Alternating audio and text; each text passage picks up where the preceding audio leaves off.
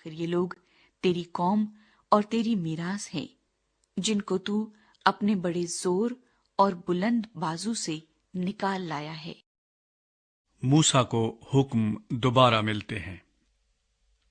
اس وقت خداوند نے مجھ سے کہا کہ پہلی لوہوں کی مانند پتھر کی 2 اور لوہیں تراش لے اور میرے پاس پہاڑ پر آ جا، اور ایک چوبی صندوق بھی بنا لے، اور جو باتیں پہلی لوہوں پر جن کو تو نے توڑ ڈالا لکھی تھیں وہی میں ان لوہوں پر بھی لکھ دوں گا۔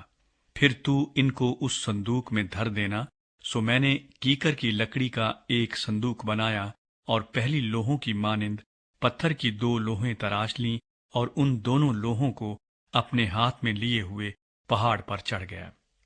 اور جو 10 حکم خداوند نے مجمع کے دن پہاڑ پر آگ کے بیچ میں سے تم کو دیے تھے، انہی کو پہلی تحریر کے مطابق اس نے ان لوہوں پر لکھ دیا۔ پھر ان کو خداوند نے میرے سپرد کیا۔ تب میں پہاڑ سے لوٹ کر نیچے آیا اور ان لوہوں کو اس صندوق میں جو میں نے بنایا تھا دھر دیا، اور خداوند کے حکم کے مطابق جو اس نے مجھے دیا تھا وہ وہیں رکھی ہوئی ہیں۔ پھر بنی اسرائیل بیروت بنی یقان سے روانہ ہو کر موسیرا میں آئے، وہیں ہارون نے رحلت کی اور دفن بھی ہوا، اور اس کا بیٹا علی عزر کہانت کے منصب پر مقرر ہو کر اس کی جگہ خدمت کرنے لگا۔ وہاں سے وہ جد جودا کو اور جد جودا سے یوتبات کو چلے۔ اس ملک میں پانی کی ندیاں ہیں۔ اسی موقع پر خداوند نے لاوی کے قبیلے کو اس غرض سے الگ کیا کہ وہ خداوند کے عہد کے صندوق کو اٹھایا کرے اور خداوند کے حضور کھڑے ہو کر اس کی خدمت کو انجام دے، اور اس کے نام سے برکت دیا کرے جیسا آج تک ہوتا ہے۔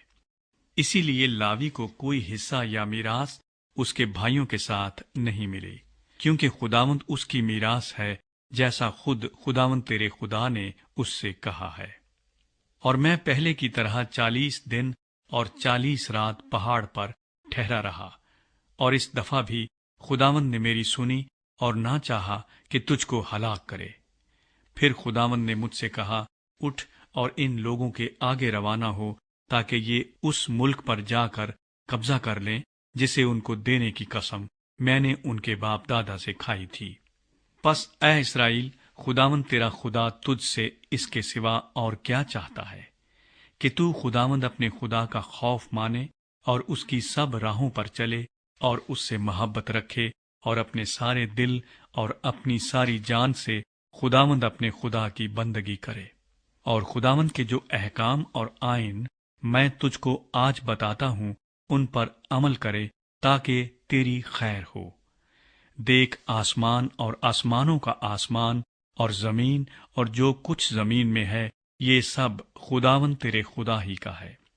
تو بھی خداوند نے تیرے باپ دادا سے خوش ہو کر ان سے محبت کی، اور ان کے بعد ان کی اولاد کو یعنی تم کو سب قوموں میں سے برگزیدہ کیا، جیسا آج کے دن ظاہر ہے۔ اس لیے اپنے دلوں کا ختنہ کرو اور آگے کو گردن کش نہ رہو، کیونکہ خداوند تمہارا خدا الہوں کا الہ، خداوندوں کا خداوند ہے۔ وہ بزرگوار اور قادر اور محیب خدا ہے، جو رو رعایت نہیں کرتا اور نہ رشوت لیتا ہے۔ وہ یتیموں اور بیواؤں کا انصاف کرتا ہے، اور پردیسی سے ایسی محبت رکھتا ہے کہ اسے کھانا اور کپڑا دیتا ہے۔